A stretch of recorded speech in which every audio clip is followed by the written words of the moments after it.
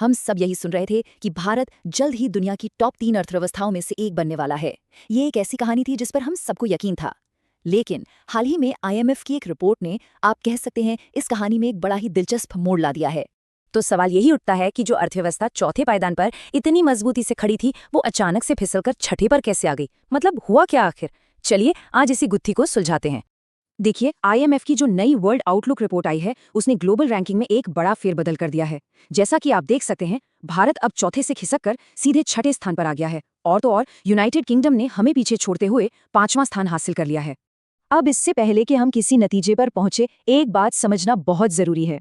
इस गिरावट के पीछे अर्थव्यवस्था का कोई अचानक से खराब हो जाना नहीं है, बल्कि इसके पीछे है दो बड़े टेक्निकल कारण। जी हाँ, ये परफॉर्मेंस की नहीं बल्कि कैलकुलेशन की कहानी है। ये दो वजहें हैं। पहला, जीडीपी को कैलकुलेट करने के लिए जो बेस ईयर यानी आधार वर्ष होता है, उसका बदल जाना। और दूसरा, करेंसी एक्सचेंज रेट का असर। चलिए एक एक करके इन दोनों को थोड़ा और गहराई से समझते हैं। तो रैंकिंग में इस बदलाव की पहली और शायद सबसे बड़ी वजह है भारत की जीडीपी को कैलकुलेट करने के तरीके में उसके आधार वर्ष में किया गया एक बड़ा बदलाव। तो ये आधार वर्ष आखिर होता क्या है? इसे आप ऐसे समझिए कि ये एक तरह का पैमाना है जिससे हम अपनी अर्थव्यवस्था के आकार को नापते हैं। अब जाहिर सी बात है, अगर आप पैमाने को ही बदल देंगे तो नाप भी तो बदल ही जाएगा, है ना? पहले ये पैमाना 2011-12 का साल था, जिसे अब अपडेट करके 2022-23 कर दिया गया है। और जानते हैं सिर्फ इस एक बदलाव का सीधा असर क्या हुआ? भारत की नॉमिनल जीडीपी के आंकड़े में लगभग 4% की कमी आ गई। ये कोई असली गिरावट नहीं है, बल्कि आंकड़ों को देखने का एक नया तरीका है, एक नया चश्मा है। आप जरा असली आंकड़ों पर एक नजर डालते हैं।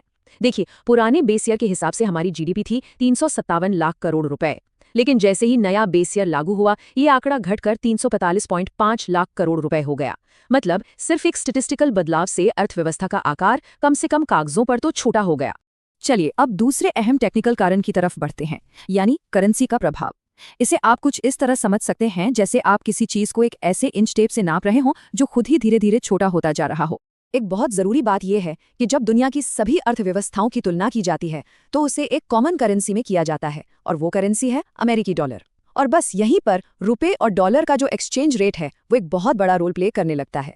हुआ ये कि वित्त वर्ष 2026 के जो अनुमान है, उस दौरान अमेरिकी डॉलर के मुकाबले भारतीय रुपए की कीमत में लगभग 11% की एक बड़ी गिरावट देखने को मिली है। और ये कोई अचानक हुई घटना नहीं है। अगर आप देखें तो पिछले करीब 1.5 दशक से रुपया लगातार डॉलर के मुकाबले थोड़ा थोड़ा कमजोर हुआ है। 2010 में जो $1 करीब 46 रुपए का था, आज उसके 95 रुपए के करीब पहुंचने का अनुमान है। तो यहाँ ना असल में 3 चीजें एक साथ हो गईं। पहली, दुनिया भर की वजह से डॉलर खुद मजबूत हो गया। दूसरी, रुपया उसके मुकाबले में कमजोर पड़ गया। और तीसरी, ठीक उसी समय ब्रिटिश पाउंड ने थोड़ी मजबूती पकड़ ली। बस इन तीनों के मिले जुले असर ने यूके को रैंकिंग में हमसे ठीक ऊपर पहुंचा दिया। तो क्या ये वाकई चिंता की बात है, या ये सिर्फ एक कुछ समय का झटका है? आइए देखते हैं कि भविष्य के लिए आईएमएफ के अनुमान क्या कहते हैं। और अच्छी खबर यह है कि आईएमएफ का मानना है कि ये गिरावट सिर्फ कुछ समय के लिए है। उनका अनुमान है कि वित्त वर्ष 2028 तक भारत फिर से दुनिया की चौथी सबसे बड़ी अर्थव्यवस्था बन जाएगा। और जो हमारा सबसे बड़ा लक्ष्य था, यानी दुनिया की तीसरी सबसे बड़ी अर्थव्यवस्था बनने का, वो अब भी कायम है। बस उसकी समय सीमा थोड़ी सी आगे बढ़ गई है। अब उम्मीद ये है कि 2030-31 तक हम जर्मनी को पीछे छोड़कर तीसरा स्थान हासिल कर लेंगे। तो इस पूरे विश्लेषण का सार यही है, रैंकिंग में जो गिरावट हमें दिख रही है वो एक टेक्निकल और स्टैटिस्टिकल प्रक्रिया का नतीजा है। ये इस बात का संकेत बिल्कुल नहीं है कि भारतीय अर्थव्यवस्था की बुनियाद कमजोर हो गई है या वो खराब परफॉर्म कर रही है। और ये सारी बातें हमें एक बहुत ही दिलचस्प सवाल पर लाके छोड़ती हैं।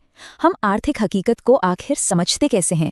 क्या हम सिर्फ हेडलाइंस पर ध्यान देते हैं, या उनके पीछे छिपे इन जटिल लेकिन जरूरी कारणों को भी समझने की कोशिश करते हैं?